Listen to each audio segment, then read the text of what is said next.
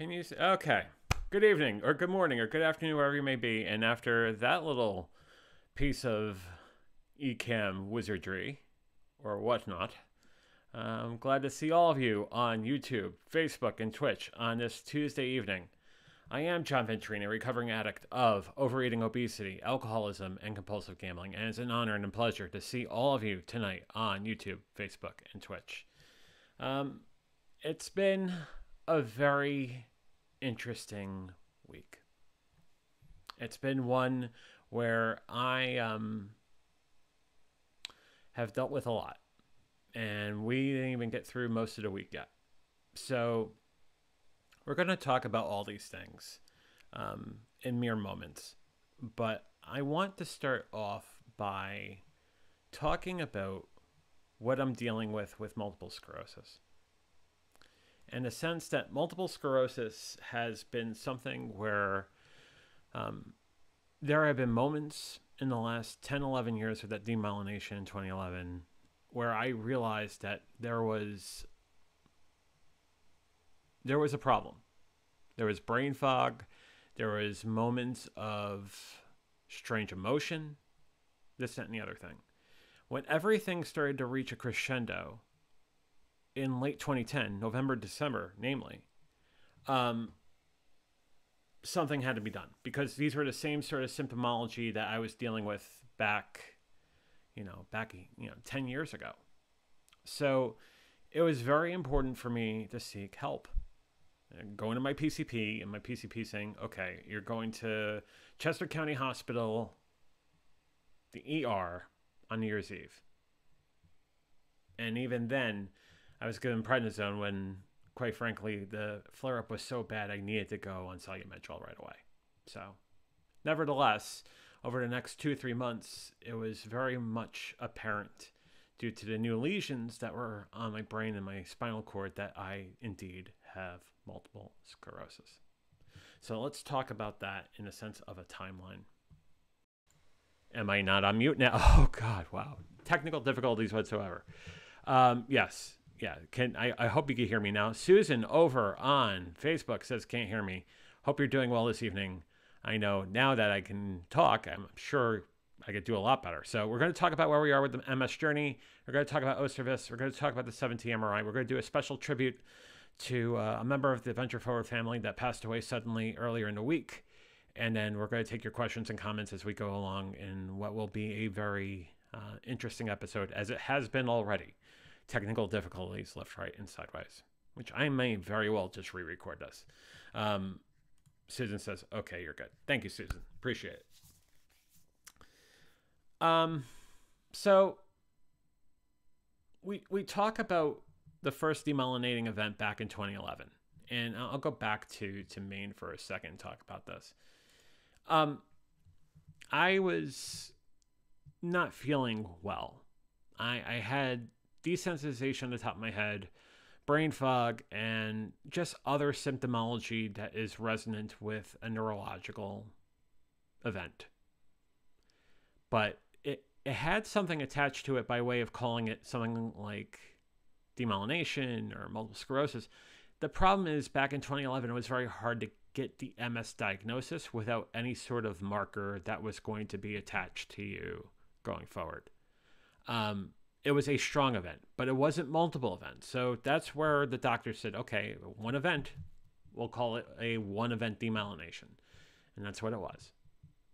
And as we go through, the 2010s, and we go through, what brought me to Baltimore the very next year for a consultancy, I started getting those symptoms again as far as desensitization, brain fog, etc.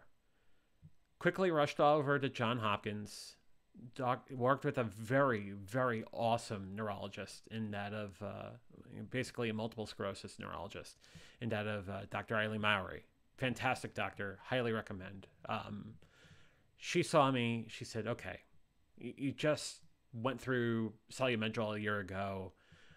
You're not going on any of the crab drugs. Crab would be Capaxin, Rebif, Avonex, Betasterin. You're not doing that.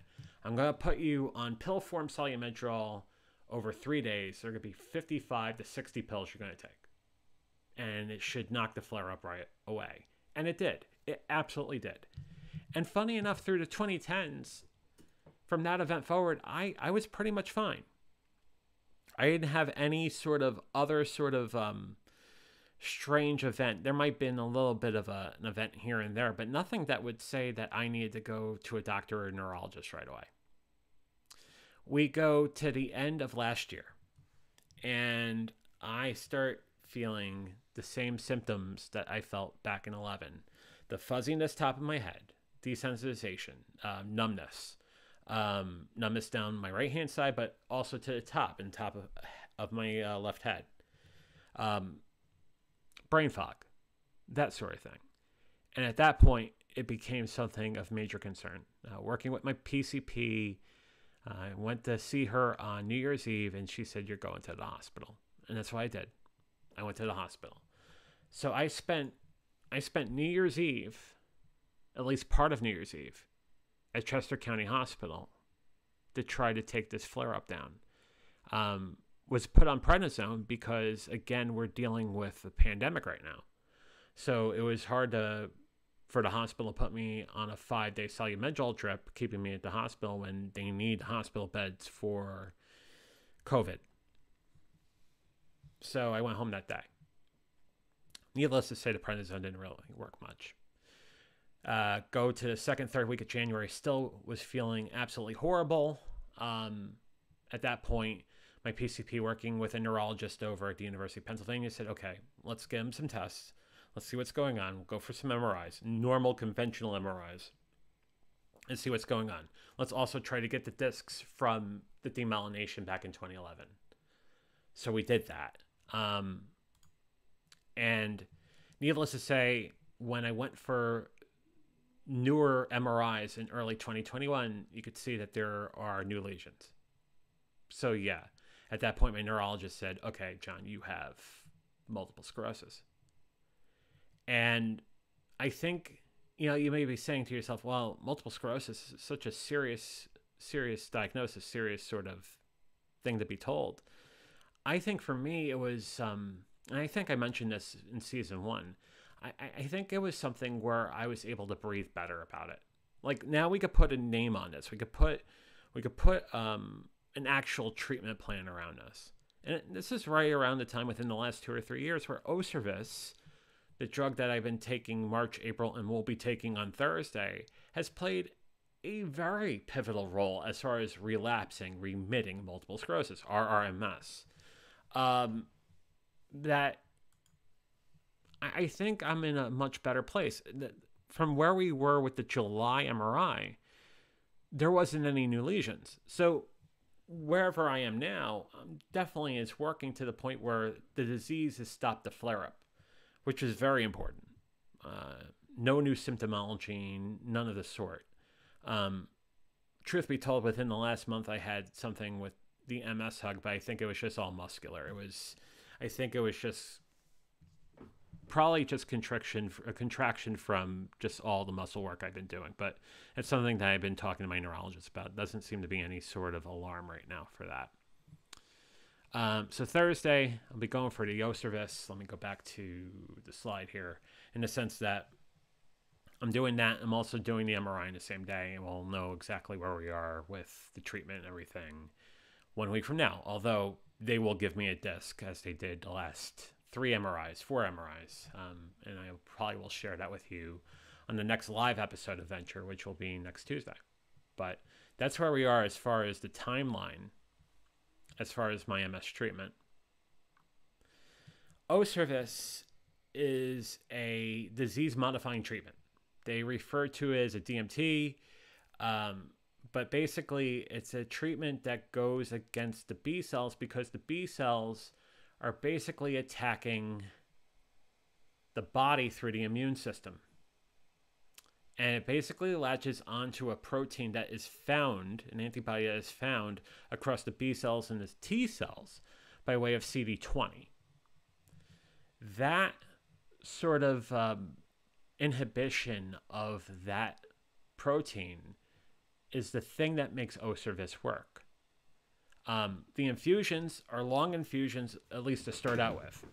The first two infusions are half dose infusions, 300 milligram um, infusions done over 4 hours. Now, ongoing will be a larger infusion of 700, and it will be done over 2 to 3 hours. So it's a shorter infusion, larger dose, but the thought is the same. It's going to basically strengthen this sort of B cell CD20 antibody sort of process that is causing havoc in my body, again, against an autoimmune disorder that is affecting me, whether it's my brain or my central nervous system. Medication, unlike other drugs, I mentioned crab before, and Capaxin, Repif, Avonex, Betasterin, it's just twice a year. It's not like I'm taking a daily injectable. It's not like I'm taking a daily pill or a monthly pill or a weekly pill or whatnot. It is a twice a year infusion. And I think from that alone, it's something where the time investment isn't that drastic, in the sense that, you know, I'm not spending days trying to add certain medications to supplements and vitamins and other things, and taking a look at other levels on a daily basis, weekly basis, what have you. The fact that it is only twice a year is very much a relief, especially when the MRIs come back and it looks like any sort of flare-up has been halted. So it's working. It absolutely is working, and come Thursday, I hope it continues to work for sure. You know, doing an infusion and a test on the same day will be interesting, but let's do it, because I know I can do this without question. So that's basically what I'm dealing with. The 7T MRI is a study I'm doing with the University of Pennsylvania. I took my baseline MRI back on January 26th. I took a 3-month MRI on April 27th. I took a 6-month MRI on July 6th. And I'm doing the 9-month MRI on Thursday. The 6-month MRI showed no new lesions off of the 3-month MRI. The 3-month MRI showed a little bit of new lesions off of baseline, because at that point, the Ocrevus wasn't fully baked in yet. I was just coming off of the infusion 2 weeks prior. So needless to say, it takes time for it to work. According to the doctors at UPenn, it's about a month for it to fully start working against multiple sclerosis, against the demyelination. So yeah, it's definitely something where it's an ongoing work, but you know, I'm in very much constant communication with my PCP and my neurologist to move this along. It also makes me want to bring up another point real quick, in the sense that to have good doctors behind you working through this has been the most important thing of this entire story. Whether or not it was my PCP who's over at Lancaster General, or my neurologist who is over at University of Pennsylvania, it's part of the same family, mind you. I know I've been getting nothing but the utmost care, and I am very appreciative to both staffs of both my PCP and my neurologist, for sure. I am also very fortunate to have been working with a really good neurologist back at Johns Hopkins for a very short period of time when I was living in Baltimore. Again, very fortunate.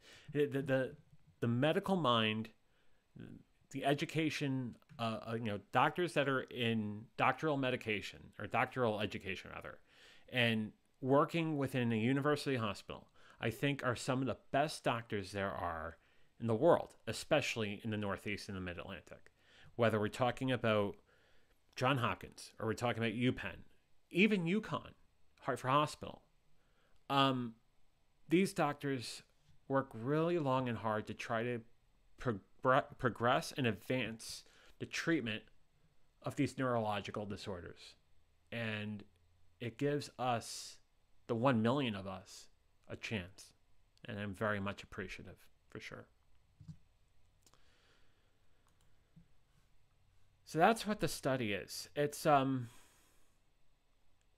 something where I am ready for the hour and change in a MRI where you feel a bit of I wouldn't say vertigo, but you would feel a bit like the whole machine is moving. It only lasts for about a minute, and then you feel fine in the machine, and then you go through the exam, and then on the way out you feel the same thing for about 3 to 5 minutes. If that is the inconvenience I get to get some concrete imagery about how my brain and my central nervous system is looking, well, I'm doing the right thing here for sure.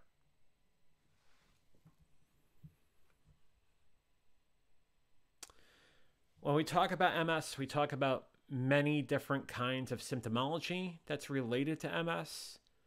I've talked about the desensitization on top of my head. I talked about the numbness. I've talked about the optic freezing before. I've talked about brain fog, so basically memory loss, attention deficit, depression, paranoia, uncontrollable laughter. That happens from time to time, but very rarely. Muscle spasms are very rare. Bladder and bowel dysfunction, very rare. But again, this is basically your nervous system at odds with itself.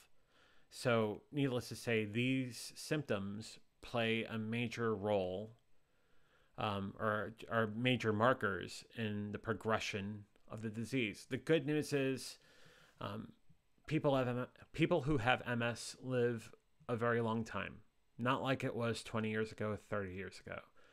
We live a very long time because of where we are with medication, but also with different tactics on how to treat this, changing diets, becoming more physically active if we can. You know, it's sort of adage where if you don't use it, you lose it. Well, that's very much the case when you have MS. If you don't use it, you lose it.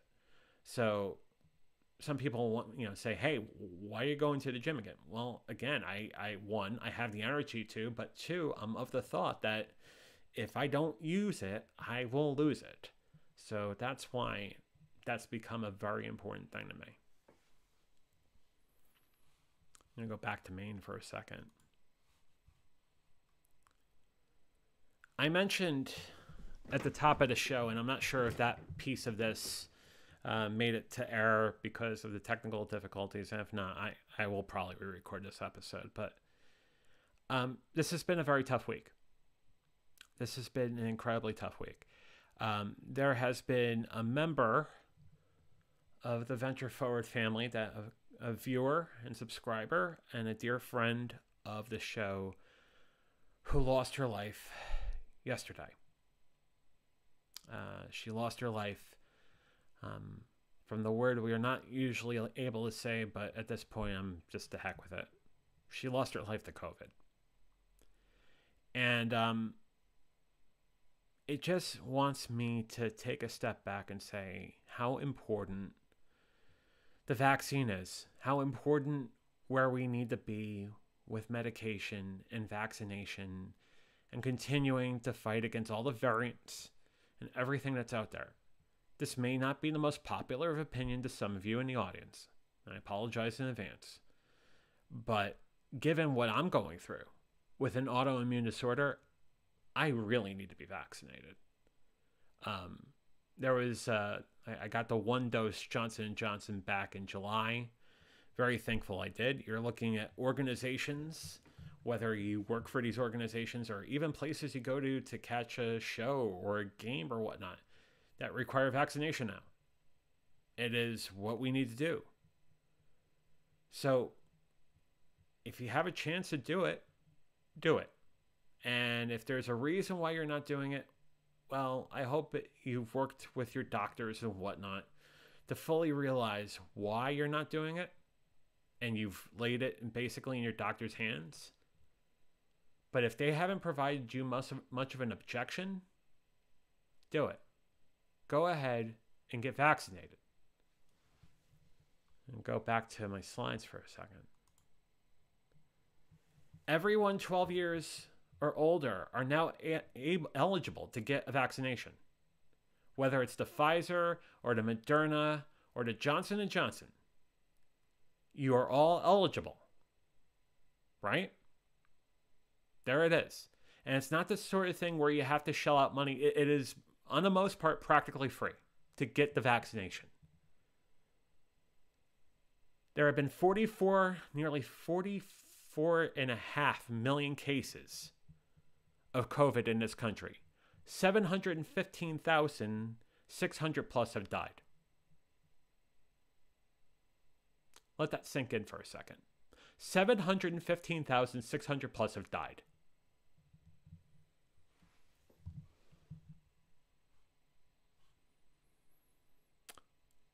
From the vaccination front, there have been 401,819,000 doses given, which means that 187 million have been fully vaccinated, 56.8% of the population.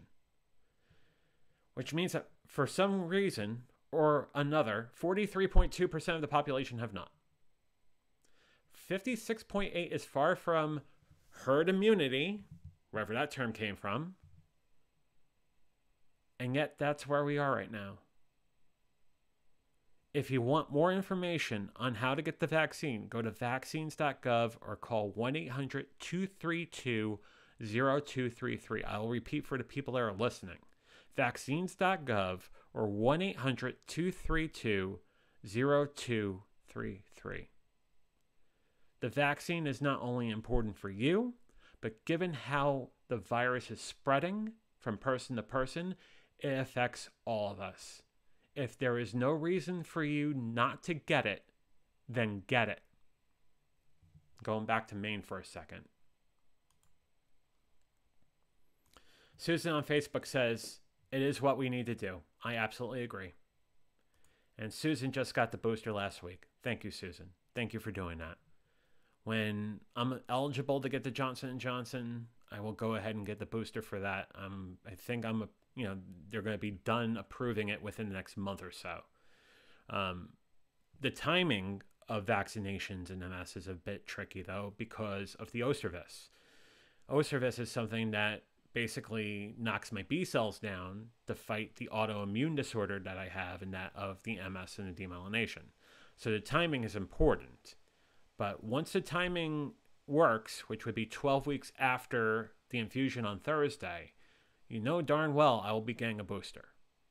But you're absolutely right. And I'll put the graphic back up for a second. Susan, it is what we need to do, without question. There are many people in this country that have gotten the vaccination and have dealt with a breakthrough case because of the strength, if you will, of the Delta variant. This is a real thing. And we're nowhere near moving the pandemic to an endemic yet.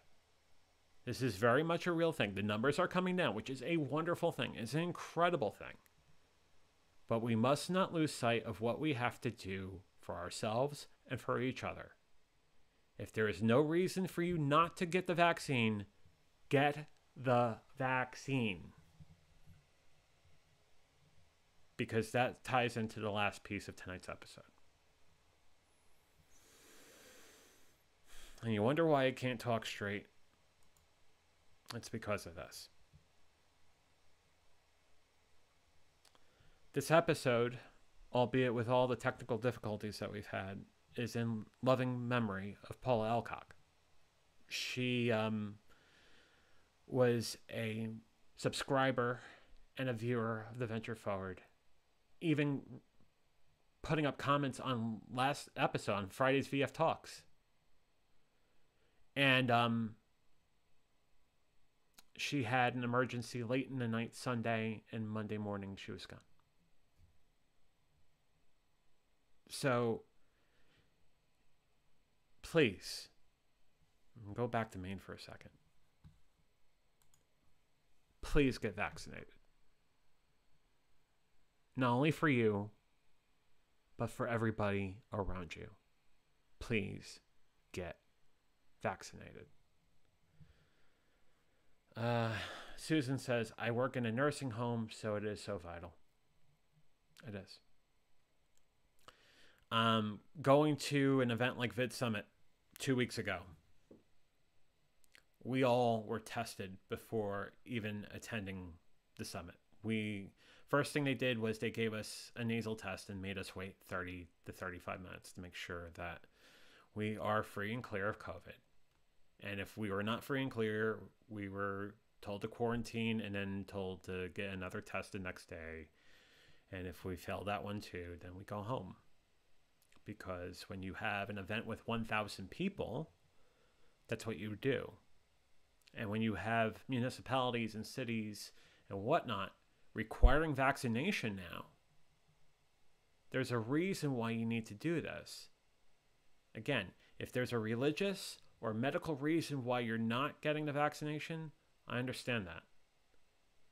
But if there is no such excuse and no such reason or no such thing, then please, please, please, please, please get vaccinated.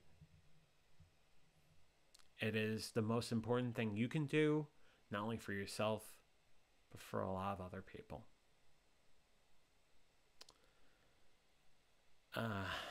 Go back to graphic. And I apologize for my tongue-tyiness tonight, but also the technical difficulties. It's been a rough week. It's been a very rough week.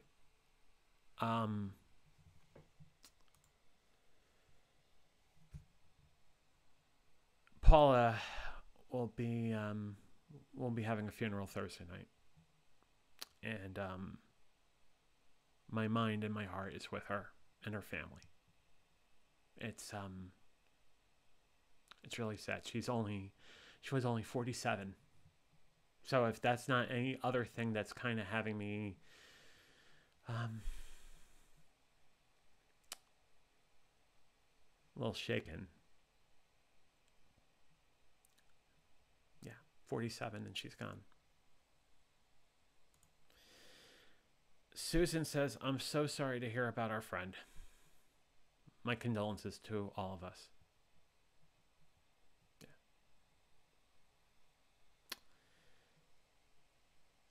If I get any information on a GoFundMe or any sort of donation that they're doing on Paula's behalf, I will share that on YouTube and Facebook. But this episode is dedicated to Paula. I'll go back to Maine for a second. Let's talk about Thursday. Thursday was pre-recorded. It was the interview I did with Stephanie Phillips, a wonderful interview I did on Sunday. We talked a lot about physical therapy, or physical fitness, mental fitness, but also nutritional information, nutritional sort of guidance. Incredible interview. It will air on Thursday at 8 o'clock Eastern, 5 o'clock Pacific. And then on Friday, we will have VF Talks at 6:30 Eastern, 3:30 Pacific. I called it in the title a post-infusion VF Talks. I don't know how together I will be, but I will push through with Mehas and Paul Burke and all of you. The incredible VF Talks Venture Forward audience. All of you. You guys are amazing. I appreciate all of you for sure. And then next week, we have a couple of topics lined by way of mental health. We got a couple of topics that we haven't talked about yet, but have become very prevalent as far as trying to find yourself adequate mental health care. So we'll talk about that. Definitely on Tuesday, we will talk about the importance of finding the right mental health provider as well. So a lot of good topics coming up. The interview with Stephanie will air Thursday night. It was pre-recorded, but if you have any questions during the show, by all means, put them up. You can also send me any questions. I'll put up my graphic again. There it is. Any questions you have for Stephanie, don't hesitate to email me at theventureforward@gmail.com, and I'll make sure Stephanie gets those questions, and we'll answer them maybe in a post video or something. But theventureforward@gmail.com, that's the email address for the show. But in that said, and until next time, I'm going to say the same thing I say at the end of every Venture Forward VF Talks. Stay safe. Really, stay safe. Stay sane. Stay strong. Stay sober. You're worth it. I'll see you, at least pre-recorded, on Thursday night at 8 o'clock Eastern, 5 o'clock Pacific for the interview with Stephanie, and I'll see you for VF Talks live, 6:30 Eastern, 3:30 Pacific on Friday night. Until then, have a great night. Fly be free.